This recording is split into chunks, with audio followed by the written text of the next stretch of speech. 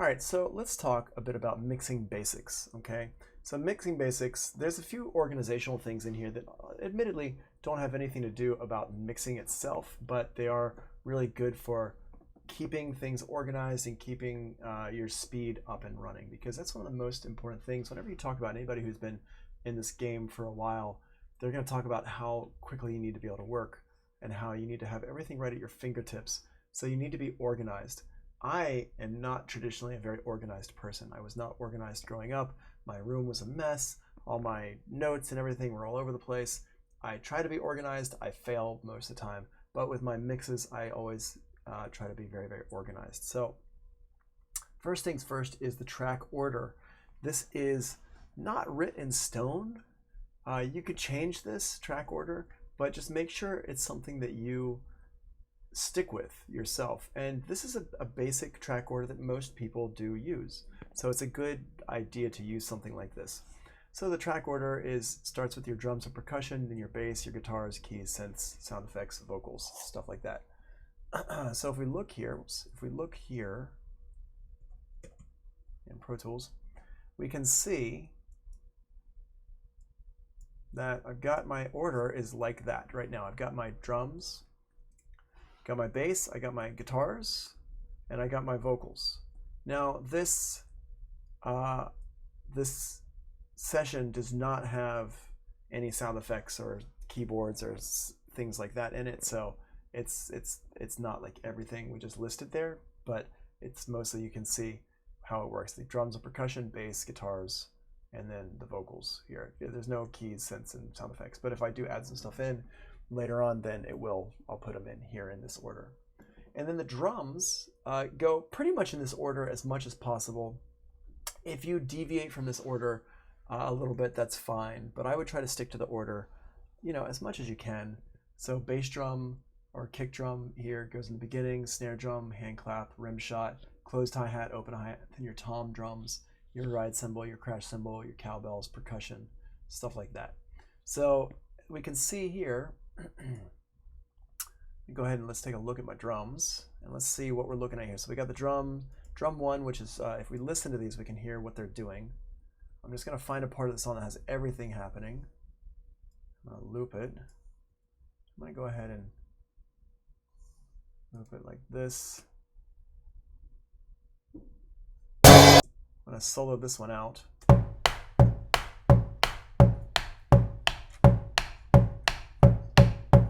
All right, good. That's a good beginning part here. I'm going to just call that one, wait, where is that? It's probably, let's call it C3 for now. I don't know if that's chorus 3 or not, but we're just going to call it chorus 3 just so I have something to label it. And I'm going to loop to the end over here.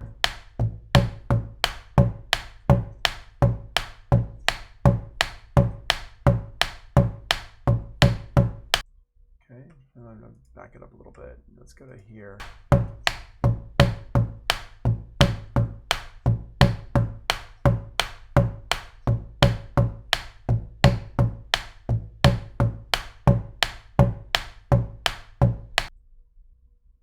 Cool, I think here.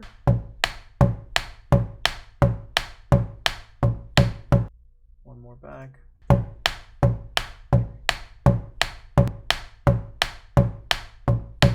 All right, cool. So I'm gonna zoom in on this one here, do that, hit enter, and we'll call this end, whatever, or like outro. Again, I'm not sure what these are. I'm just gonna name these. I think that is the outro, but so we got that here. So now I can go ahead and loop this section of my song by holding down Shift and clicking the one, make sure so now I got this like loop turned on here. Good. All right. So this one here is it's a kick and snare-ish stick sound, so I'm going to rename that. And now what I'm going to do is I'm going to use this as my foundation here. And oops. And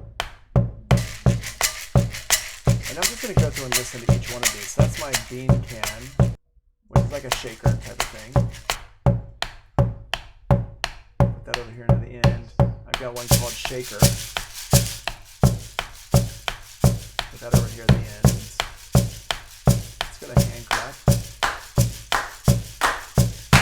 these are definitely hand clasps. Maybe pan them a little bit. Awesome. How about cymbal swell?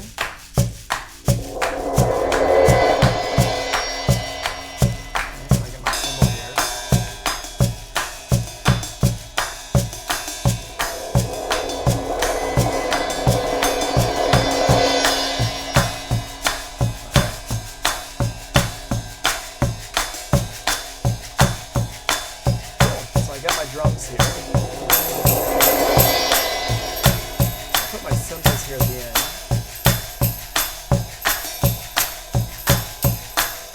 Put my sleigh bells right at the end there.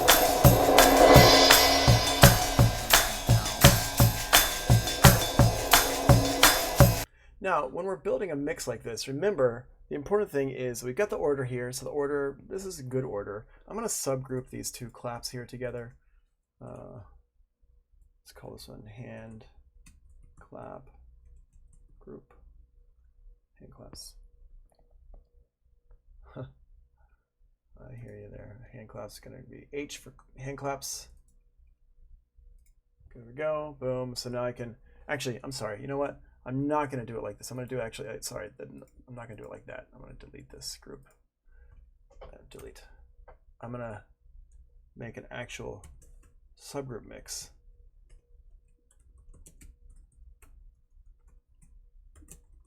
There we go. Boom.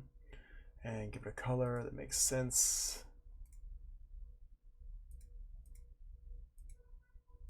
Yeah, just be the same colors over there, like that. Slightly darker. And I'm going to take these two claps. I'm going to go to the hand clap group.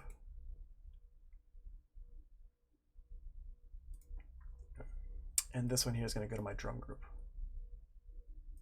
Okay. Okay. Now I can just adjust the level here. Cool. It's like grouping sound within the subgroup. Yeah, absolutely. So because these two claps they go together, right? And if I want the claps to be louder or softer, I can turn them up or down.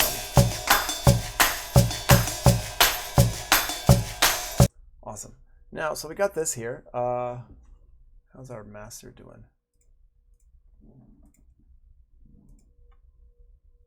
We're pushing that master pretty hard, so I'm going to go ahead and turn these down. And I can turn all these down. Remember our drums. Did I group all my drums together? I did not group my drums together.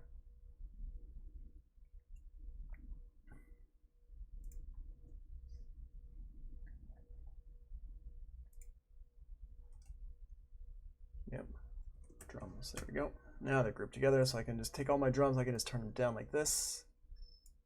Awesome.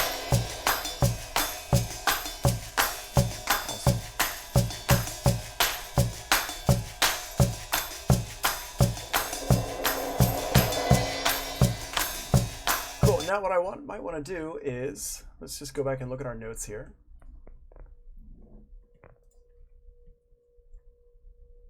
Okay, so build your mixes from the bottom up. Drums, percussion, bass, piano, rhythm, guitar. The rhythm section, do the rhythm section first. So build it from the bottom up. And then from here, we can take two pads after that. So let's just build this mix up here first from the bottom up. So let's get this drum mix going.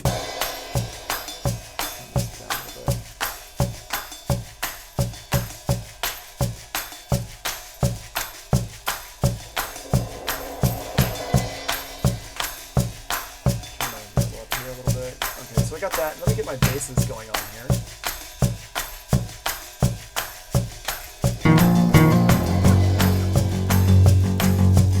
Why are these not going to my bass group? Did I not send that up? I didn't set that up. Go to my bass group here. Bass group, bass group. I didn't make a bass group. I didn't make a bass group.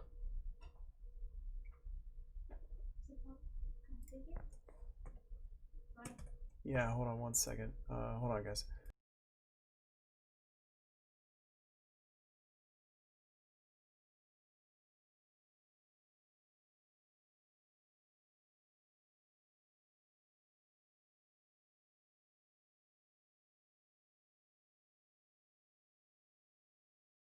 All right, dog is out of the room. Okay, so I forgot she was at the eye doctor. Right. Okay, so we got this here. So let's get the basses going. Let's get my bass group. Boom, boom, boom. Okay, cool. So now what we're gonna do is we're gonna just get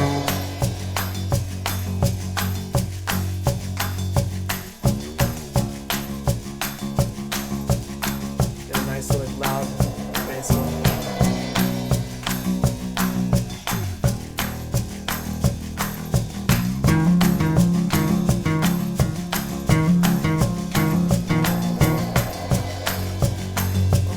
Oh, my bass is on in because I didn't label it correctly earlier. That one down. Let's just get over here.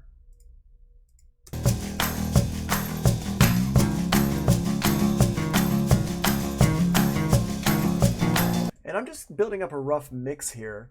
And what I've done is I've got the basses and the drums here. And so it sounds pretty good, just these two things together.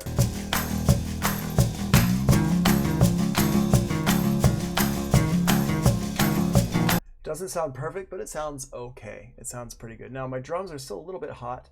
I'm gonna turn these down, which means I have to turn my bass down as well. If it's not loud enough, I'm gonna turn my overall speakers up.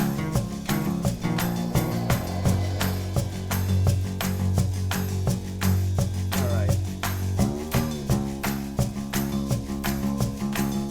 Cool. So now what we're gonna do is let's bring our acoustic guitars in.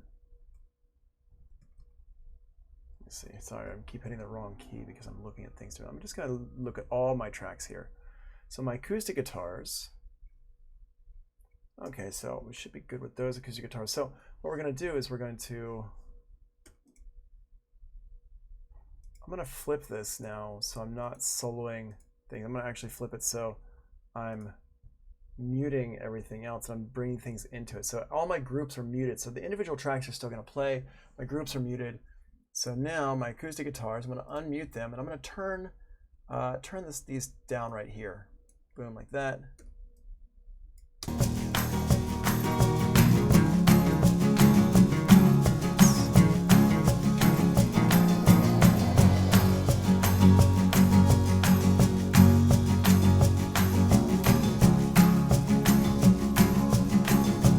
Okay, so what I want to do is on each one of these, I'm just going to put a low cut on these because they kind of need the low cut here because I'm getting too much other frequencies. And I'm not really, this is just a utility mix thing. I'm just going to put a low cut here, like 180, whatever.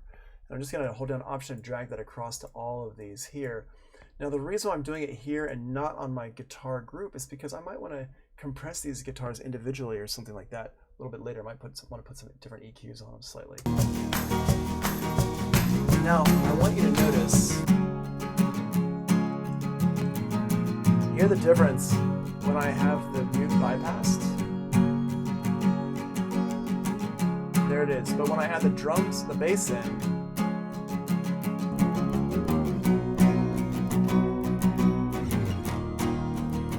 bass sounds, it adds a nice low layer in there.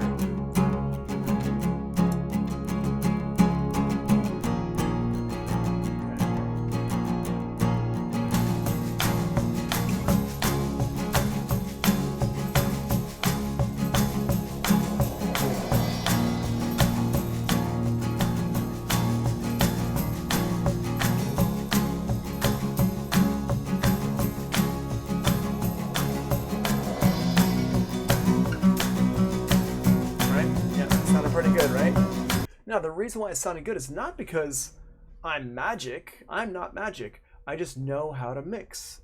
And so what you need to learn how to do is it's actually not hard. There's no big secret to it. It's just you got to learn the right order to mix things. And if you're mixing stuff in the proper order, it makes it so much easier. What I'm teaching you today was actually one of the things. It was probably the thing that was the biggest issue for me when I was starting off, because I didn't have anybody to teach me this stuff. I didn't go to school for this, and I didn't know a lot of people mixing and doing music back then, because I went to school in Tallahassee, Florida. I did move to London, and when I was in London was finally when I started to hang out with people who were doing more of this stuff. But the biggest thing was that I didn't really understand how to build a mix. I didn't understand that part. So I would start with my guitars and I'd put everything in around it and I would be like, wow, it doesn't sound good at all. Why do my drums not sound good? And I didn't realize that you need to start with your drums. Start with your drums and your bass, your foundation, and then add in the other elements to it. And we haven't even started to do EQs and compression and stuff like that much. Now, I did do a little bit of EQ right here just to get the guitars, just to get that low frequency out of there. And let's talk about that here for a little bit. So this is subtractive mixing here. And it is it in here? Well, it kind of goes along with subtractive EQing, okay? So remember that our mixes are relative. This is like the main thing. This is such a big deal. Our mixes are relative. And if we have two elements, what that means is basically if we have two elements like this, and I want to hear this one more, whatever this is, let's call this one A, let's call this one B. So I want to hear element A, I want to hear my vocals. Let's call the vocals and the drums. So the vocals, I want my vocals to be louder. Well, if I take my vocals and I turn them up, they're going to be louder, right? But if I take my vocals and I turn down my drums, now the vocals are louder because I turn my drums down, right? And that's really what we're doing here. And this situation where you turn things down keeps our headroom. It helps us to keep our headroom. So we're not going to be clipping stuff. And if you take number 2 and you turn things up too many times, you're going to be clipping stuff on your output. So that's really why we want to deal with it. So patience and trains ears help us to get I used to get frustrated because it takes too long. I can't rush it either. So T, yes, you're 100% right. After I figured out what you were actually trying to say, because you're grammar, Thomas, grammar. I feel like I have to use your full name when I'm yelling at you about grammar. But so lower the loudest track, lower whichever one you want to hear less. So if you want your Swift, if like for example in this case here, I want my drums. Here, let me mute my bass and my guitars. Of my drums, I want my kick and my snare drum thing to be the loudest. So I'm not turning it up like that. I'm turning everything else down. Notice how everything else is turning down over here, right? That's subtractive mixing. So I go in here and I say, okay, it's too loud, or I want this to be louder, and my other ones are too loud. So I turn them down.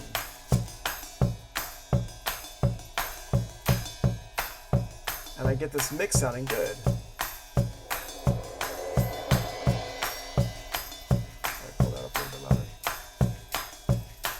Once you pull them up, if you pull them up from silence, it actually helps, because then you can put them in there, you can mix them in correctly.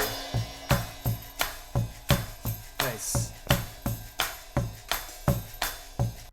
And then Swift says, then the compression will bring out what was turned down without clipping. Don't go there yet, because you want to make your mix sound good before you even think about compression. I think you're talking about the mastering compression, like the brick wall limiter. And the answer is, yeah, that's what happens, but that's not how you want to think about it. So what you want to do is you want to make the mix sound good before you start relying on compressors. All right. And the reason why is because compressing, your overall mastering compressor is not supposed to be a crutch. It's supposed to be something that helps improve the overall sound. And if you're using it just to make things louder and softer like this, then it's becoming a crutch. And what I want you to do, what you need to do to become a professional engineer that people want to work with, is you need to make your mixes pop without that last mastering part. Because the better your mixes sound going into mastering, the better the master will sound. Okay? Yeah. So, all right, so we got this here. Here's our drums. Now I'm gonna go ahead and put a little compressor on the drums.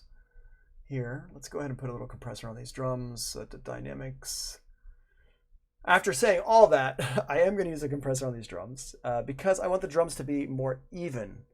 And for that, let's use the 1176. No, what? Oh, then EQ. Yeah. Well, yeah. Give me a second because I think we're gonna answer some of these questions. Just hold on, like write down your questions because if I don't answer, I do want to answer it later. But just give me a second here. So what I'm gonna do is I'm gonna solo this out, and we're gonna put this ratio up here. I'm gonna get really punchy. I like my drums to be punchy. That's my thing. I want this to be bouncing up and down. Slow attack. There we go. I want the drums to have a little bit more weight to them. I'm gonna turn up my headphones so I can hear them louder because that's just, I like to hear things nice and loud here. All right, cool. So we got that, and you can hear that, you know. Yeah, see how that brought it out more? It brought out like the heaviness of it. Now I'm gonna turn it down here because it made it a little bit too loud. It's too loud now. Cool. But now every drum, we can hear it constantly. And that's what a compressor is really good for, is just to smooth things out. So now all these drums, we can hear the drums. Put your hands on me, Lord. Like that. Yep. All right. So let's get the bass in.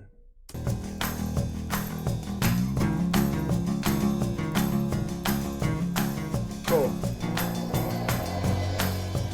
So that bass, I'm going to go ahead and put a compressor on the bass as well. And I'm going to use a 1176. No, I'm going to use LA2A, excuse me. I'm going to use, but I'm going to use Legacy. So I'm not using all my DSP power because this interface only has the one chip in it.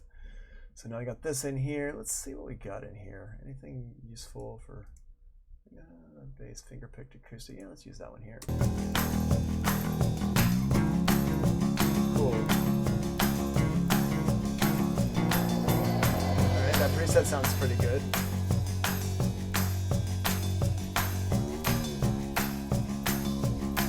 Put this up, cut it down a little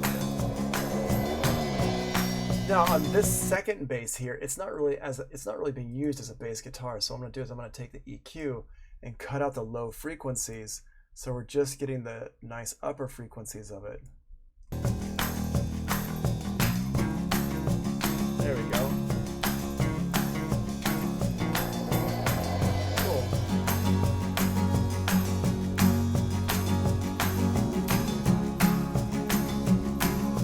All right, so now this part here, these acoustic guitars, they're pretty steady. There's not like a lot of pops and stuff going into them, but let's just make sure about that. So I'm going to put a little compression on. I'm going to use the compressor that comes with Pro Tools here, just so y'all see. I'm going to use this BF76 that comes with Pro Tools, and it's not something I would normally use on the acoustic guitars, but I'm going to use it in this case. Now I'm going to put it on each individual one because they're individual guitars, and so they have slightly, you know, person hit it a little bit differently in different parts. I'm going to use just a little bit of compression because I don't want it to be overly compressed sounding.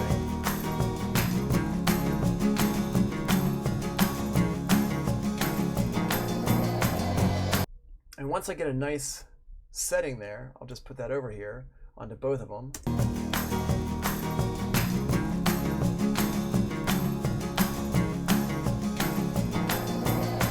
And I'm just going to go ahead and double that up on all of these here. And then what I'm going to do is I'm going to put an EQ in here to pull out a little bit of the higher frequencies on those guitars, the air on the guitars, if you will, just a little bit here.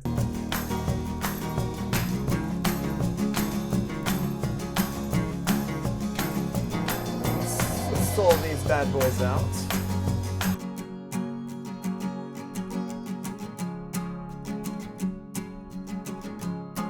So guitars usually, you hear that frequency there? Actually, let's do this for a second. Let's just put the EQ on both of them here. Actually, I could probably put the EQ over here. I'm not really sure if we could do this, but here, let's just try it and see what happens here. This one here, just here, I'm gonna mute these, bypass them. So that's like too much. We want a little bit of that though. We get that nice strumming feeling. Now here,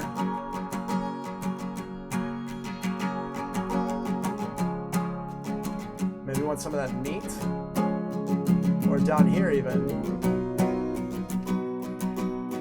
You can push that. Let's pull this out a little bit because we want to make some room for the vocal as well. And then down here, pull this down. All right, let's put it back in with everything.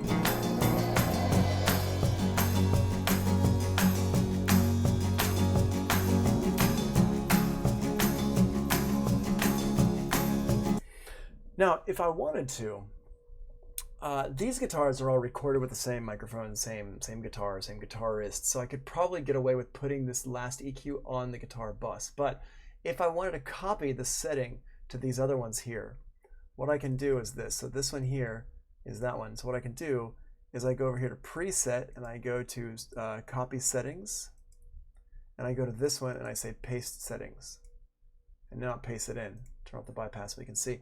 And that might be something to do. Like, I actually like to use my EQs on individual tracks rather than on the bus as a whole, unless I'm like really trying to pull things together. The reason why is because the microphone placement might be slightly different. There might be, there's all sorts of things that might get in there. So we really have to kind of, it might be a good way to do it is put things on it individually here like this. And I just slapped everything onto these other two guitars over here, but we haven't listened to it, but it's just kind of getting me started. Okay, so now let's go over here to the vocals. Now we are in the chorus. Actually, this is the chorus. So let's go ahead and pull that loop back up. I'm actually gonna go here.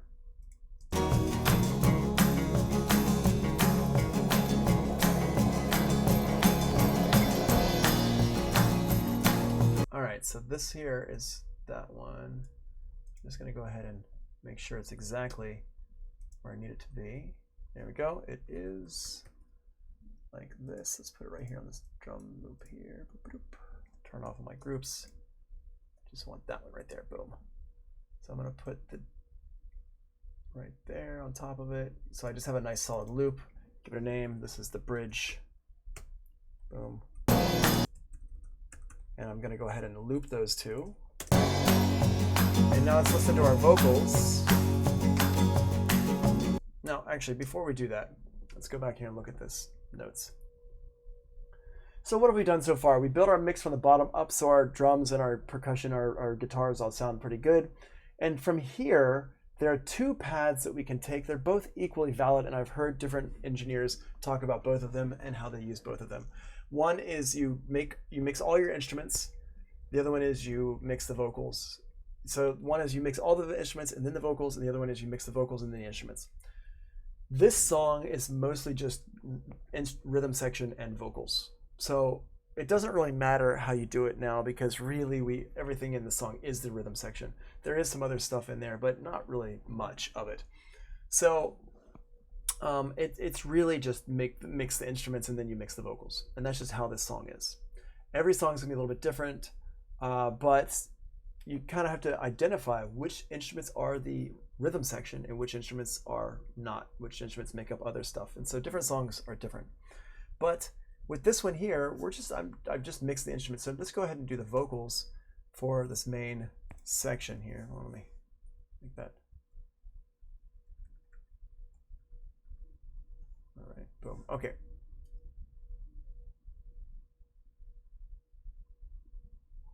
So let's pull in our vocals. Now we're going to go over to this part here. When mixing in new elements, when adding a new sound to the mix, start with the levels down, then turn them up to fit the mix. This will help you balance it with the other instruments more easily. So let's go ahead and get our vocals going here. Vocal group over here. Boop, boop, boop, boop. Okay, so I'm going to bring my vocals up because I remember we mixed these vocals together earlier and they sounded pretty good. So I'm going to go ahead and turn them down and bring them up into the mix. Right, oops, wrong part. Sorry. That's our verse. We need to go over here to our chorus. Turn down and bring it up.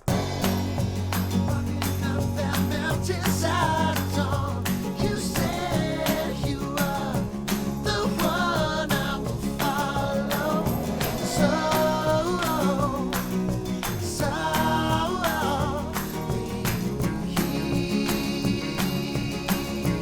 Raise out a little bit more on the sides. And I've seen your face 1,000 times, but now I see what I could not before.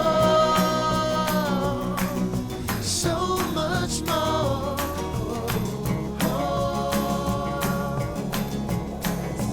It's gonna loop around. Walking up that mountainside at dawn, you said you are the one I will follow. So Right, that sounds pretty good there, with the chorus and everything. So let's go back to another part of the song, and as you can see, I haven't even added any like effects or anything. There's nothing even really in effects. It's sounding pretty good. The reason why it sounded pretty good without adding a whole bunch of effects and stuff is because it's a good recording. The recording is good. This person's vocal is pretty tight. So we're gonna go here to the verse. What I'm gonna do is I'm gonna put some markers in. Yeah, here's the top, and we can see these numbers here. I don't know if there's a way to renumber these. Here, let's go ahead and 1, 2. Here, well, I'll renumber them later. I'm not sure if there's a way. I guess there's a way to renumber them. Let's see. What happens if I click on this and hit 1?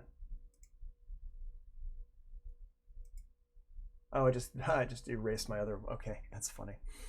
So yeah, so Pro Tools being Pro Tools. That's really funny.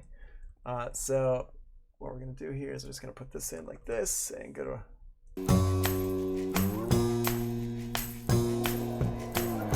Let's get our guitars up here.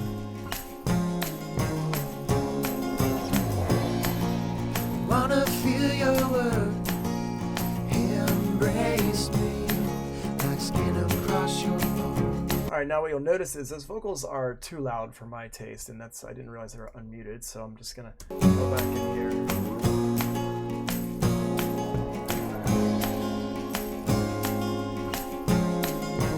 Put a marker right here. Okay, that's our first verse. Just make sure it lines up here with everything. Zoom in. I'm gonna put it right here where the drum is, like that. There we go, cool. And go over here.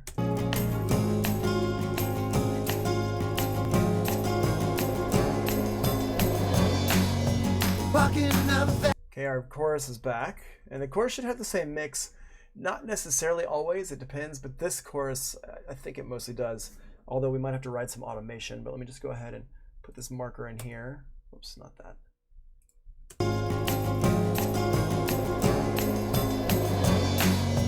Walking up that mountainside. Awesome, so I got this one here. And zoom in, make sure it's in the right place. I just want these to be exact, so if I'm looping it later, it's not going to be all weird. Cool, so we got that there. And we go back over here to our verse. The verse is somewhere like right around here. Right, there's verse 2.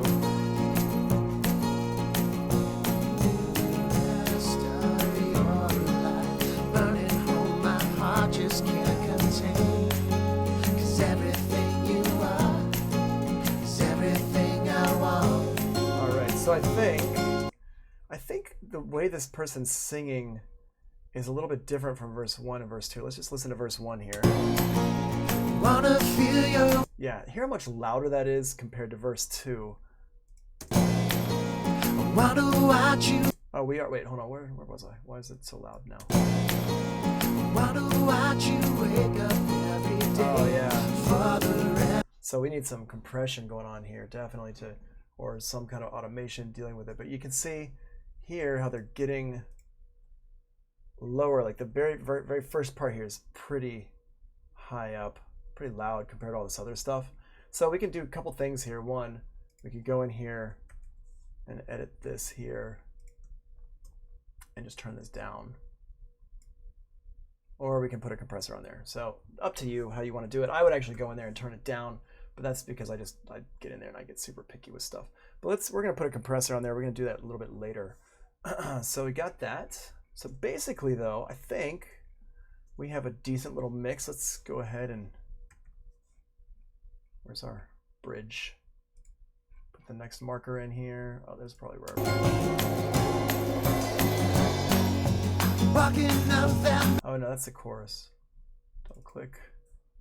Chorus. I think I had a marker for my bridge already, right? C3. Sorry, too many things going on in my brain. All right, yep, I do have a bridge marker. Let's just zoom in, put that in there. Put it right there. Boop. All right, cool. So we're good. So let's get this bridge vocals.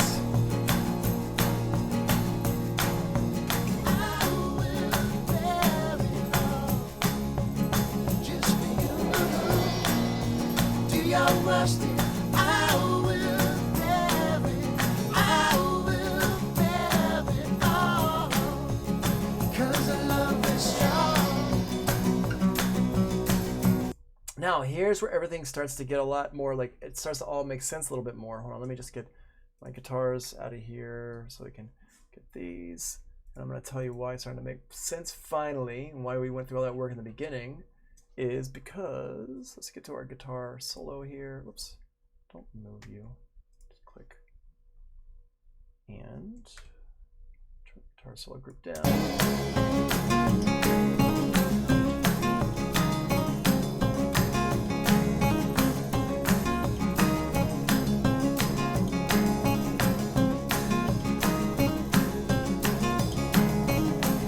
These.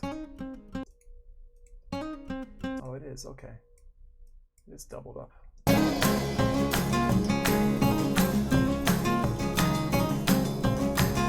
Oh, I've got these backwards. That's fine. Hold on, let's turn these over here. Turn you down. There we go.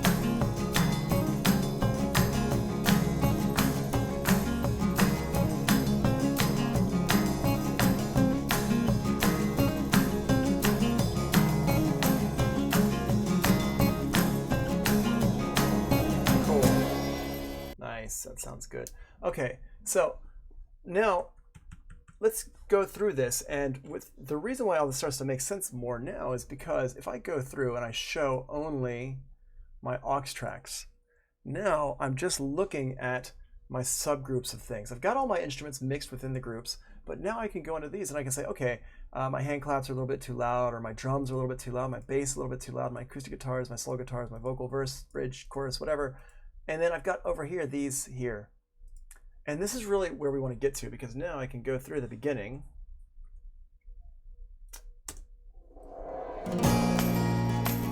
And I can say, you know what? Maybe the acoustic guitars are too loud.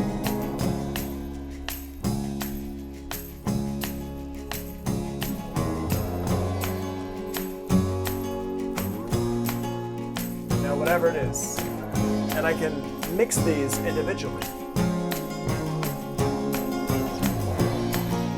Wanna feel your word, embrace me like skin across your bone. Cool. All right, so like I said, we're going to put a compressor on here. Now, I'm going to put a compressor on the individual tracks because that's like what I like to do. The compressor we're going to use is the, what comes with Avid here? Avid, I don't think all these come with Avid. Pretty sure. No, the BBD delay definitely doesn't come with Avid. What is the gray compressor? What is this? Does this come with Avid? That's a guitar compressor. All right, so yeah, it sounds good, right? I can't take full credit for it. I mean, the recording is great. It's also a good song. But let's go here to our. Well, okay, let's use the solid bus compressor here on this, the individual vocals, just because I like to. Or actually, let's see, is there solid dynamics? Let's see what this one's on. This is a Native Instruments one.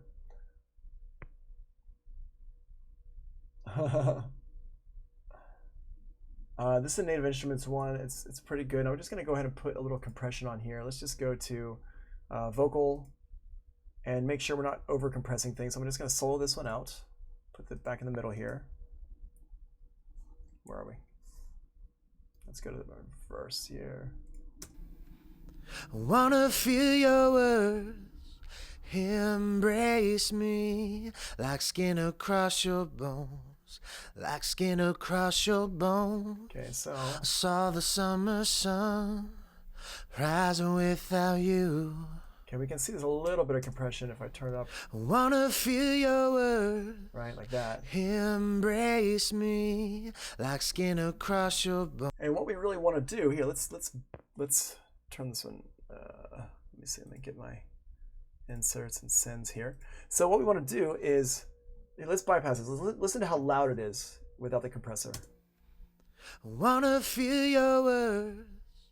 Embrace Hear how me quiet it gets here? like skin across. That very first part where he's like, wanna feel your words. Like that very first part is super, super loud compared to everything else. So what we want to do is we want to turn that first part down. We don't want to turn everything else up. We want to turn the first part down. That's what we're using the compressor for. So go over here. I wanna feel your words. Embrace me like skin across your bones. How smooth it sounds. Like skin across your bones. Okay, what I'm going to do is I'm going to go ahead and drag this over here like this. Pull this down. What I'm going to do before this though is I'm going to put a low cut. Does it have one in? Yeah, let's just put, I'm going to put a low cut in here, or a high pass filter.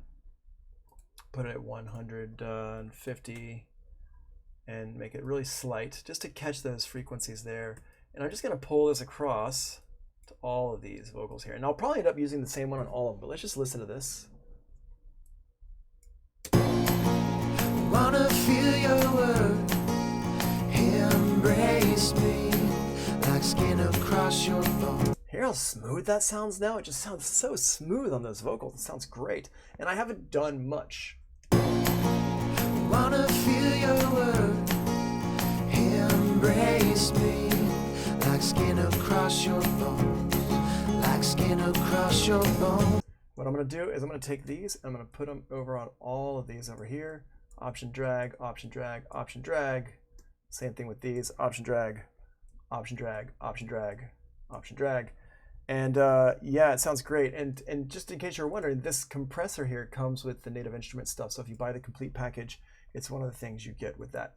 And I'm going to drag this one over like this.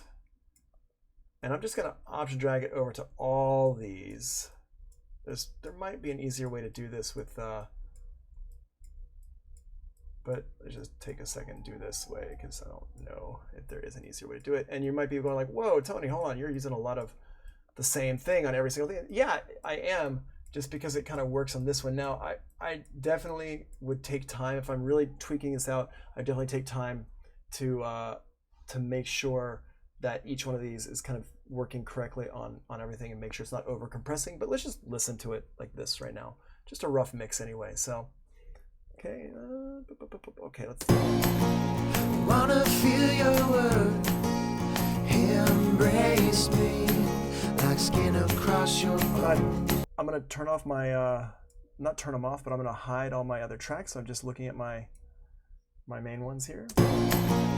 Wanna feel your word. Embrace me like skin across your bones. Like skin across your bones. Saw the summer sun rising without you.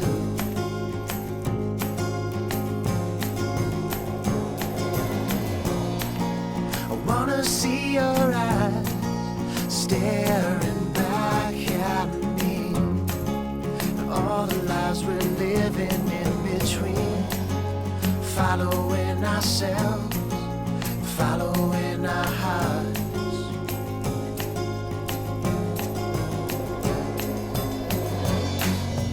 Walking up that mountainside at dawn, you said you were the one I will follow. Slowly.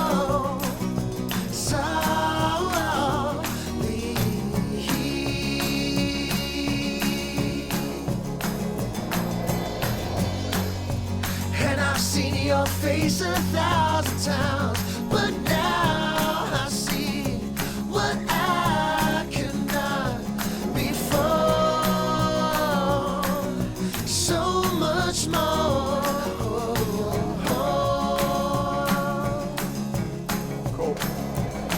right, so a couple things that are happening. One is this bass guitar is now doing a lot of stuff that it wasn't doing before.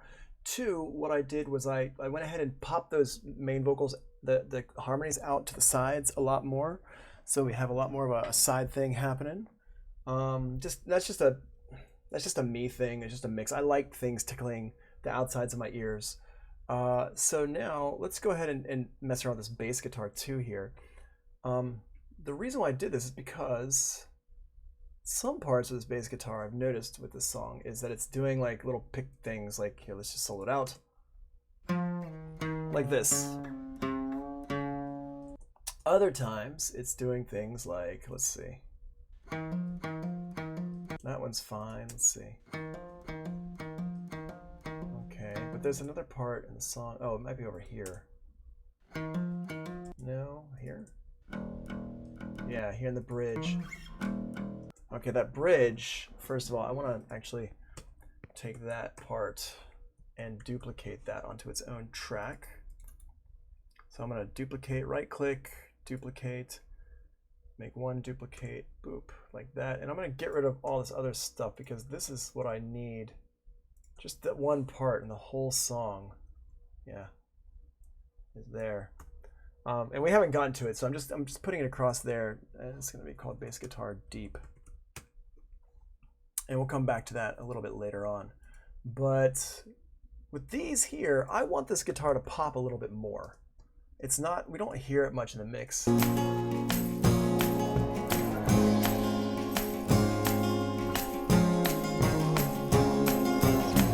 Right, it's not, we're not hearing it much. It's getting lost in everything. So there's a couple things we can do with this. One, we can use an EQ to make it pop a little bit more, and also a compressor.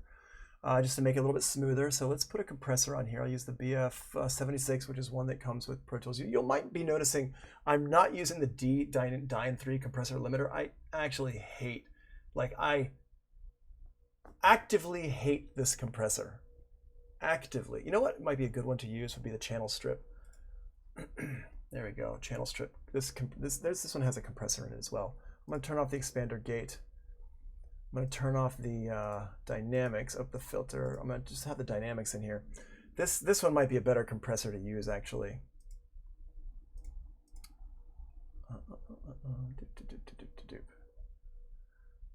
Let's see. Let's get a side chain.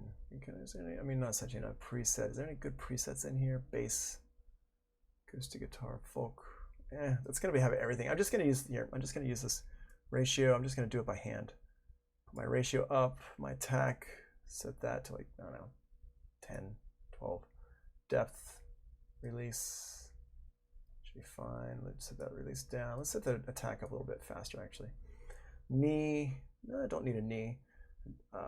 And we can, if you're wondering what knee does, it kind of smooths off where the compressor starts to hit, which is a really, it's not the best explanation, but we should talk about it because it's more of a discussion type of thing.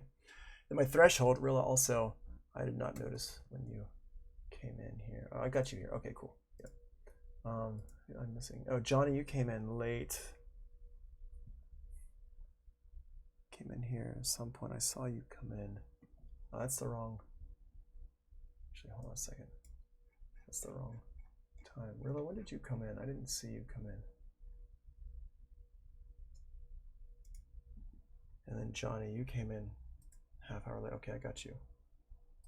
So I'm missing right now. I'm missing Jason, Brito, Rilla. Oh, I got Rilla. You're here, but I know you came in late. Or at least tell me during Zoom. Tell me when you came in. Raheem, I know he's absent. Kai, I don't know if I saw you come in. And then Smalls, didn't see you come in if you're here. So I don't know if you're here or not. But anyway, all right. So let's go in here. So what we're gonna do here is I'm gonna listen to this by itself real quick. And cool. So what we can do is we can push this ratio. Hear how much it's compressing that, right? So we don't want to compress that much. Turn the ratio down a little bit. There's that. And then the gain. Cool. Bringing it down a little bit here. Now what you'll notice is that it's got a it's got a lot of noise on it. I don't really want that noise in there.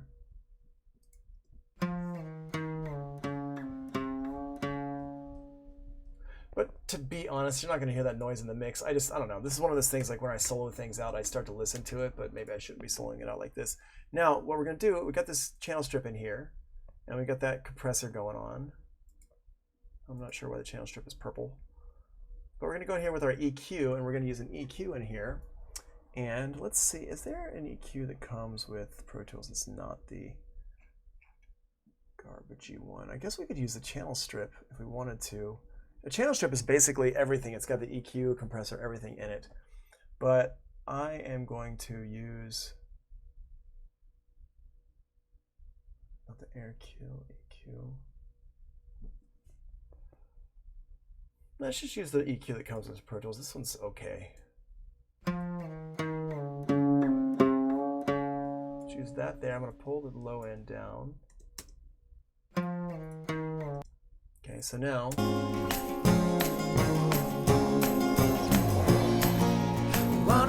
cool. Now here's where I'm going to deviate from normal stuff here. I'm going to use a special compressor here. I mean a special tool here, and that is my Sound Toys micro shift to get it kind of out, to make it pop a little bit more. I'm going to focus in the middle frequencies here, and let's listen to this now. Let's listen to it solo. Here I'll put it out to the sides.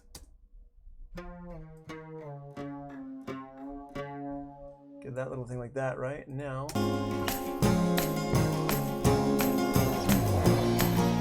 and that's going to poke it out to the sides a little bit more. And Cozy Boy says the 7-band EQ is your favorite. It is your favorite just because you don't have a lot of experience with other EQs. It's a good EQ that comes with Pro Tools for sure, but once you start diving deep into EQs, you're going to be like, what is going on? There's so many EQs. Oh my gosh, there are so many EQs. All right, so still not sure why this one's purple. Nice. Wanna feel your word, embrace me, like skin across your bones, like skin across your bones. Saw the summer sun put this back up and see what we can rise without you.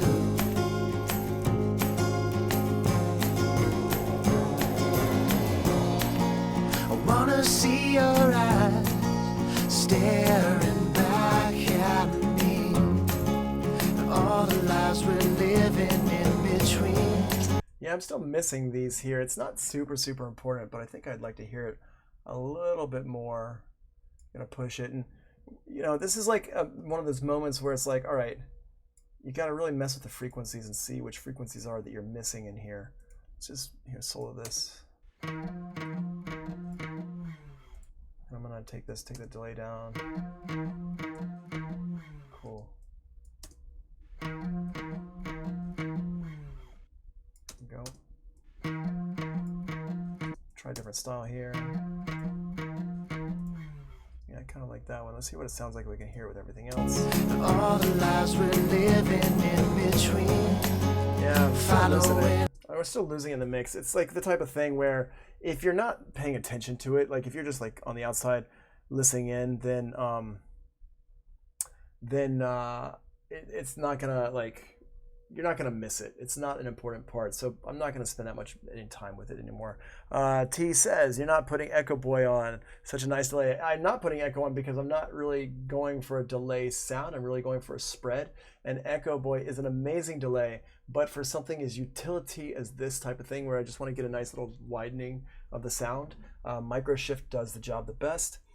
But I would use actually a more basic delay if I was doing this without micro shift, but I really don't like to do it without anything other than micro shift. That's why I'm using it right now. All right, so we got this here. Let's go ahead and make you small. Okay, cool. So let's go over here to this part. Unless it says guitar, bass, since we just cut it out, and might be like, why did we cut that out? Do your worst and I'll... All right.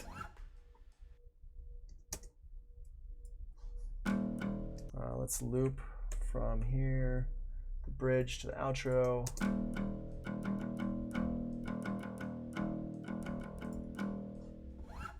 let's use some stuff. Let me see if I was doing this myself. Let's use the my legacy here. Okay.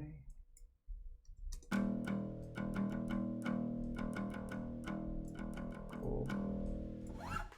Now we got all that hiss in there, so I'm gonna go ahead and make sure I'm dealing with that hiss. Let's use Pro Q3 for this. Is it like S1 Imager Microshift? No, it's different. It does different stuff.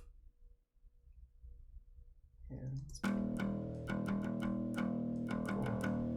All right, so with this, what I'm gonna do here is I'm gonna cut the low frequencies out because we don't really want it. I'm gonna use this one here.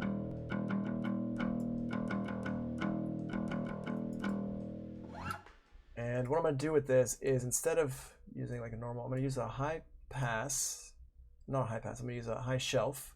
And check this out. I want you all to check this out. The reason why I'm using this is because this is a dope EQ. This is like one of my go-to EQs. It's got compression on every single band that you put in.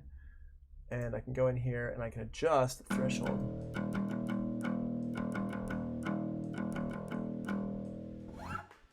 So now, or I can push it. Whoops, not like that. Push it like this. So what I'm gonna do is I'm gonna turn my EQ down. But when it hits it, I'm gonna have it so it cuts, it'll push it back up. Can we do that? But then when the EQ is not, see here it's like getting the pick on the beginning, and it's cutting away some of our bands here. So, okay, so use the micro. No. Okay. Thomas said echo boy, he said delay. I did not say delay. The micro shift, basically what it does is it adds a little bit of a delay, but not like an echo delay, not like an echo type of delay. It's like a milliseconds of delay. So it's not, it's in place of a delay, but not a delay like you're probably thinking of the word delay. Let's come back and talk about that when we're talking about Zoom in Zoom. Okay, everybody write a note down about that, because we need to discuss that instead of y'all sending me messages 30 seconds later.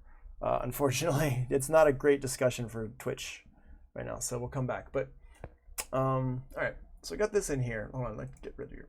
Okay, so now this one here, what I'm gonna do. Now we can boost some of these low frequencies in here, some of these, and this one here. Oh, you know what it is I've got this low pass. That's why the high pass is in here. Get out of here. There we go. Yeah. For this one, we need to keep that low end because the whole point of this one is the low end. I'm gonna still put a cut on here.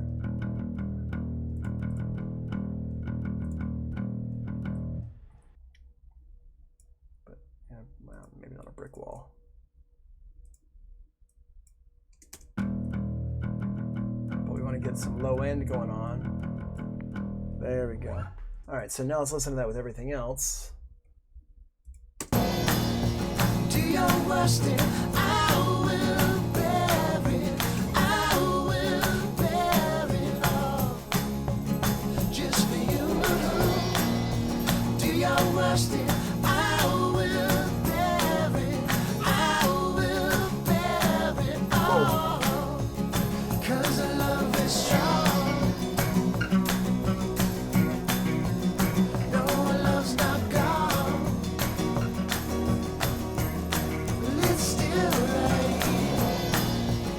Awesome. Okay, cool. And we definitely need to do some automation in here as well. But before we get into all that, let's just go back over here to our notes. And just a couple of reviews about some stuff we talked about here. Drums, a good mix always starts with a great recording. This is a good recording. The better the recording, the easier it is to mix. Start the mix in mono. Well, drums, let me see. So pay attention to how these sound. Notice we've done some panning, but just because I probably shouldn't have done that. But the reason why I did panning stuff was because I know how the song sits. But usually you probably want to avoid doing panning stuff. And what we could do is, if you want to hear everything in mono, We can put our aux tracks here, our final aux tracks into mono, and we can hear it in mono. Do your worst and I will bear it. I will. So if we go back to the beginning here, you can hear what it sounds like in mono.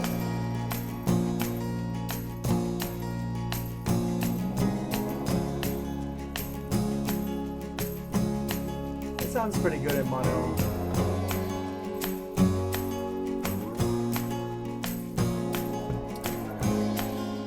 But this is something I usually don't do this step because I do everything electronically, and I don't really care about the whole mono incompatibility thing anymore because we're in 2020, and who has a mono system? Clubs do, but even the better clubs, even most of the clubs don't really, so I don't worry about it too much. But subtractive mixing in new elements, fade them up, put them on, make sure that your pre-fader metering is turned off when we're doing mix stuff here. Pre-fader metering is right there under options. Pre-fader metering when you're recording, turn it on. When you're mixing, turn it off.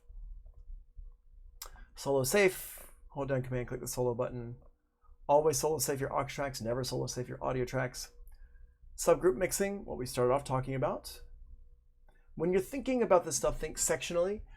Make sure it's like, ask yourself the question: how do different instruments fit together? Sometimes it's going to be obvious. Sometimes it's not obvious. Sometimes your instruments, like, you don't just automatically do all the guitars together because certain guitars are taking care of certain parts of the song. So make sure you're thinking about what they're doing. What's their point? Here's some examples of instruments to subgroup. Drums, kicks if you have multiple mics, snares if you have multiple mics, overhead microphones. Your basses, guitars, guitar doubles, pianos, horns, strings, vocals, doubles, ad-libs, backing vocals, harmonies. These are all examples of things that you can subgroup, and you've seen me doing this today. Now remember how we did all this stuff was with the aux track. We use the aux track on the output. We send from the output, not from the send. So remember, reverbs and stuff like that is going from the send, and this is coming from the output. Okay. Here's your steps. Create a stereo aux channel, name it drum group, set up the input, bus 3 and 4, or any unused stereo bus, decide which tracks you want to send to the aux, all the drums and the drum reverb, and then use the tracks outputs because we want to send the entire signal to bus 3 and 4. Send multiple tracks to the same location, hold down Option and Shift, and make sure you shift click to select them and then hold Option and Shift. This is basically just a review of the first part of everything. So just go in here. All my drums, highlight them all, and hold down Option and Shift and send them over to this one here. And we can discuss about the busing during Zoom. Okay, set the outputs of the tracks, not the sends. The sends are for your reverbs. Notice I haven't used any sends yet. No sends going on at all. No sends. Okay, so just make sure about that. Now, Pro Tools mix groups versus subgroup mixing. Pro Tools mix groups, each channel is still separate and you can only apply effects to each channel on its own. These are the main differences. Subgroup mixing, all channels become one. Any effect applied to the subgroup affects everything, but you still have the option to deal with the channels separately. So for example, my drums here, I've got all my drums separated out into individual channels, and you saw me put, actually let's do the bass. Let's do the bass because I did a lot of stuff with the bass. The bass here has a lot going on effects-wise, but I might still want to put a little compression on the bass as a whole. Let's do a little bus compressor from SSL.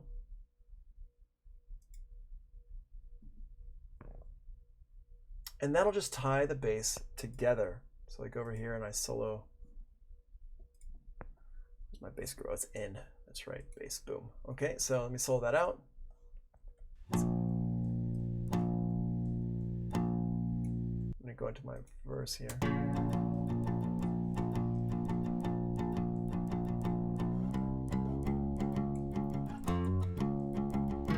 So right now there's no compression happening. I just want like a little bit of compression just to make everything pull together.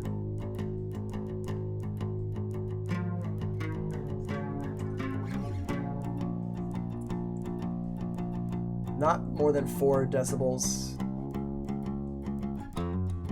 We don't want to hit this hard.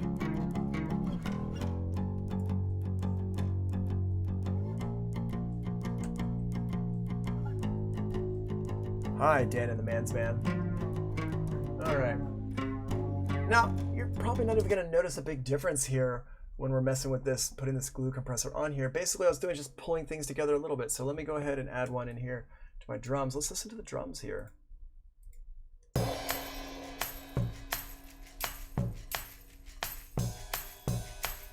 Pull it down a little bit more. And you'll notice that it's all relative.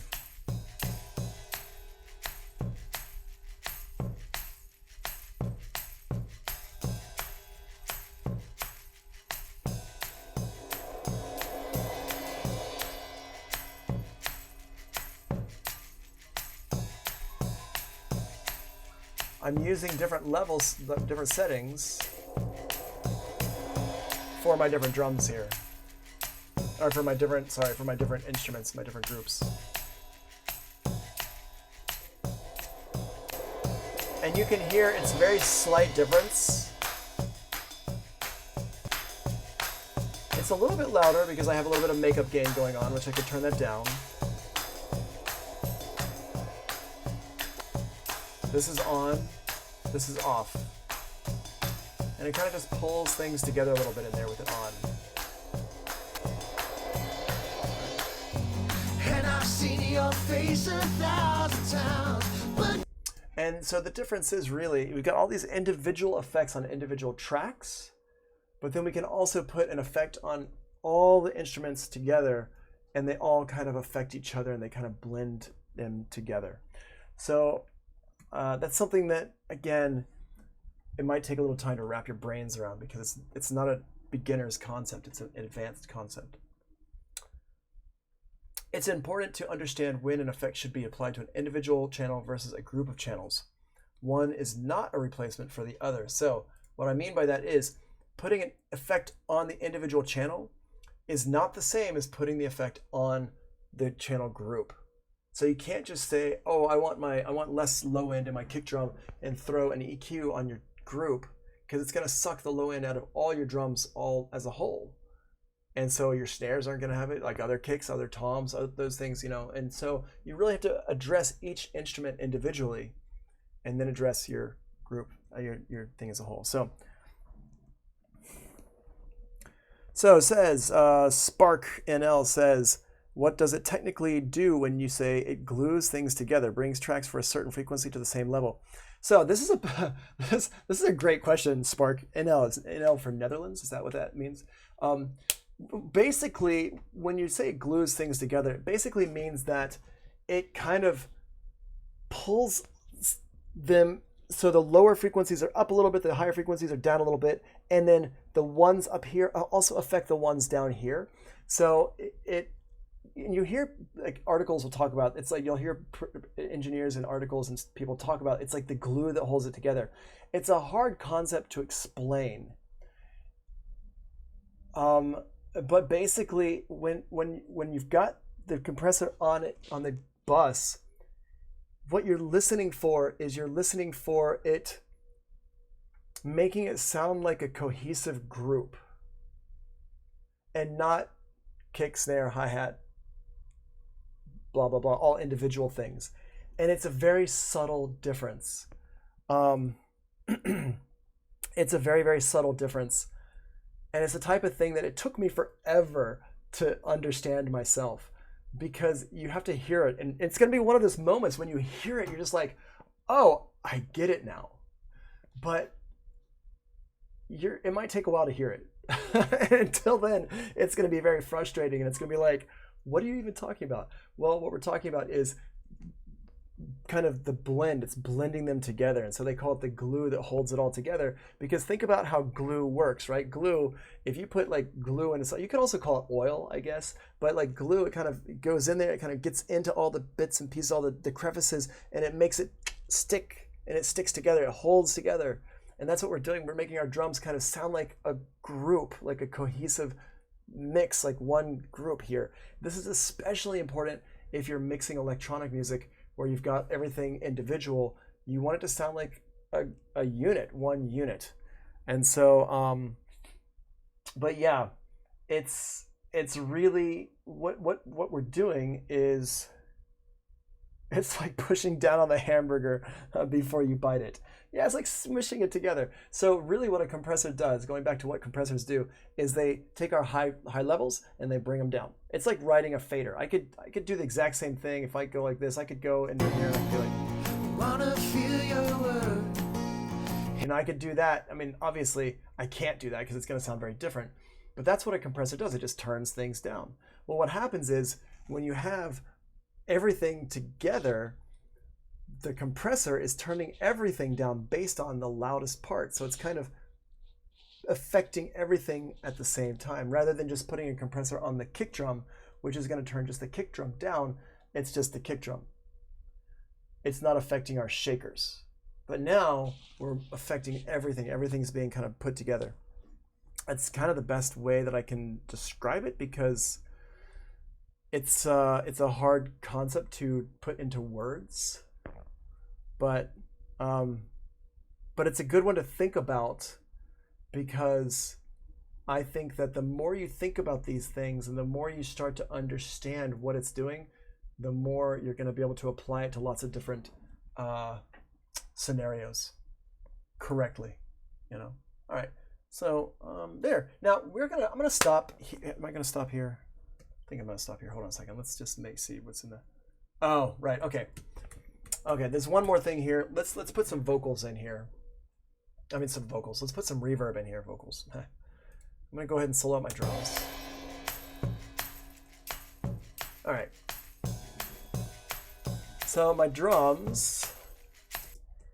Let's put some reverb in here. The drums. I'm not gonna do it to every single thing but I'm just gonna use the drums as an example. So stereo aux track, and we're going to call this one drum reverb.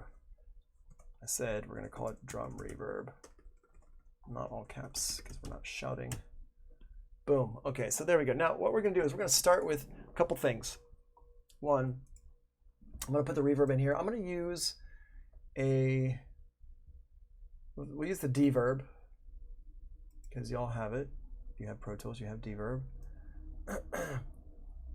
And I'm going to use the room. Let's see, room. Yeah, room 1 is fine. We'll use a small one. I want it to be a small room, and I'm going to bring the K way down. High cut. Okay, cool.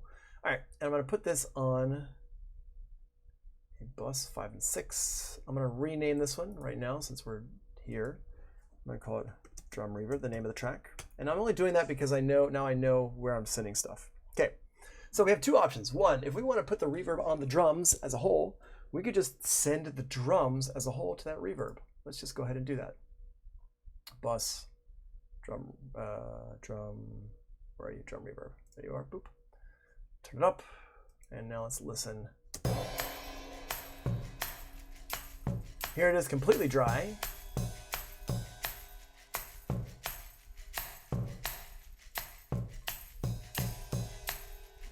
Cool. Now, for a drum sound like this,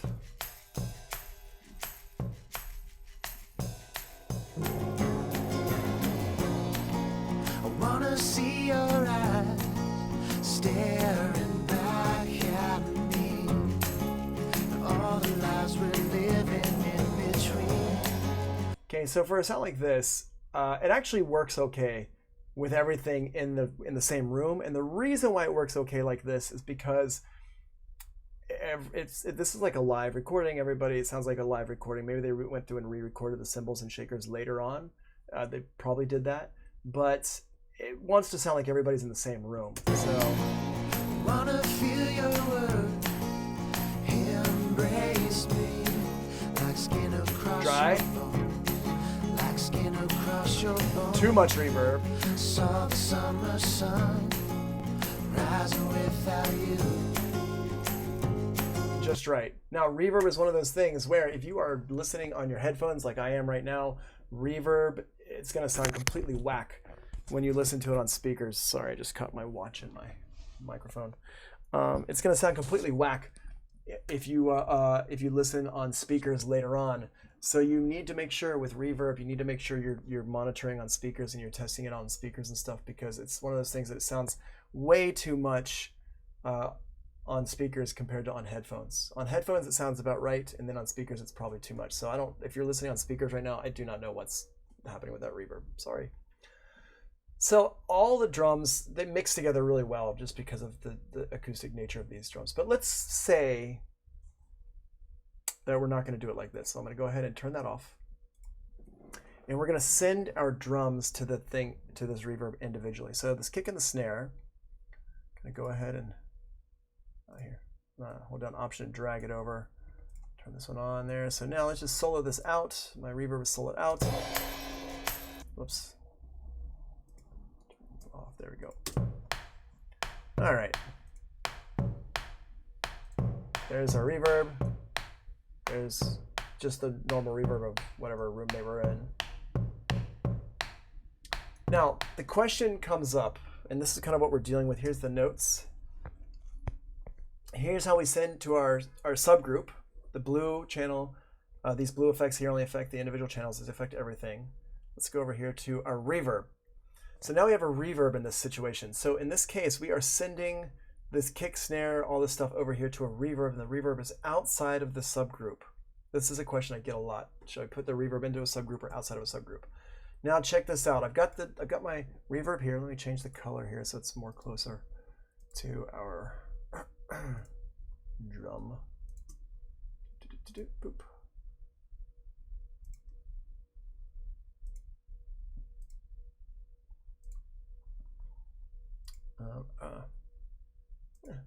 Whatever. Okay, so it's outside of it. Now watch what happens if I turn down my subgroup. We still hear that drum reverb. So if I'm making adjustments to the subgroup within my mix, making it louder or less, it's actually going to affect our drum, the sound, because now our reverb is,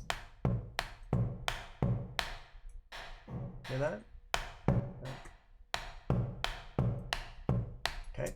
If I put the reverb inside of the drum group, now you might tell me, wait, what do you mean by putting the reverb inside the drum group? Well, what I mean is the reverb is actually going to go from the output here to our drum group. So I go over here, bus, drum group, boom. And now I'm going to move it over here so we can just see it. Now when I turn my level down, we don't hear that reverb any longer. So if you want to make sure that your reverb is part of that subgroup mix, make sure you put it into that subgroup mix. That's over here in this one here. The effects and subgroups continue. The reverb is inside the group. Make sure that you send over to the reverb, and the reverb gets sent over here to this drum group here.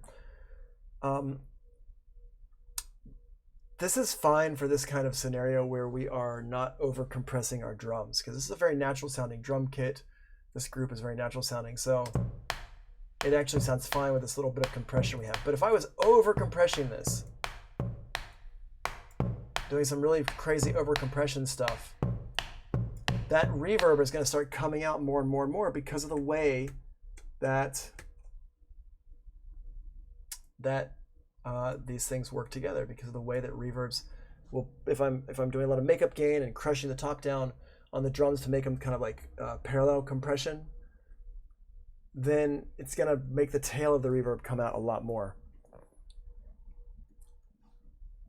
Oh, I'm sorry, Swift. I mean, it's all being recorded, so you'll have to go back and watch it again. All right.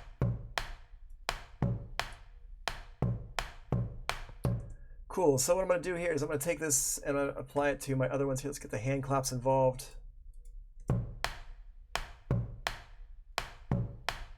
Where's my hand claps? Oh, because we're not in the chorus. That's why.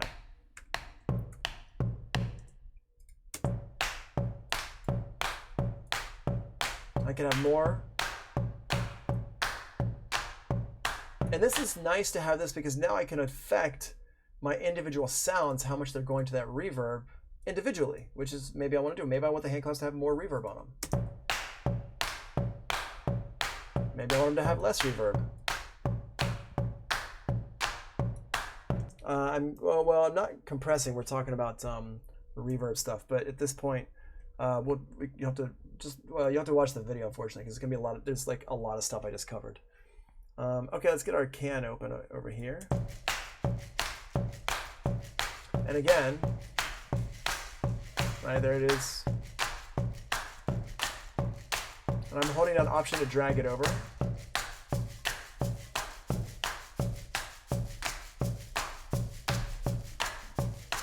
Cymbal swirls.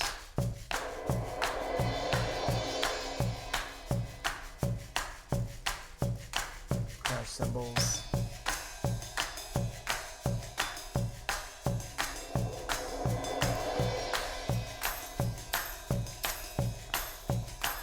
There we go. These sleigh bells, I want more mid frequency in these. So what I'm going to do is I'm going to roll off a little bit of the highs. Listen to which, right in there. So highs. I'm going to definitely get rid of these lows here. Put a low cut. Cool. Turn them up. Feel your face pressing against mine. Fall asleep that way. Nice. Dream. Now the cool thing about having things set up like this is that I have individual control over my reverb, my instruments. And one of the things with reverb we haven't really talked about, we could talk about next week, is that the whole point is reverb. One of the main points of reverb is its spatial placement within the mix. If you want something to sound like it's further away, you're going to roll off the highs and you're going to put more reverb on it. If you want to sound like it's closer, you're going to have less reverb and all the high frequencies, and you're going to turn it up level wise. So if you have these sounds like this individually set up with individual sends to our drum reverb over here, then you'll have more control over the 3D amount of those drums, which I like to have. One thing to keep in mind though, if you send from your subgroup aux channel to the reverb, do not send it back into itself because you will create a feedback loop. Okay, notice that I do not have this one turned on, it is turned off, so there's no feedback loop happening. That's a really important part. All right, and we have reached the end of the lesson here. I don't know about y'all, but my brain is jello. Let me stop this recording.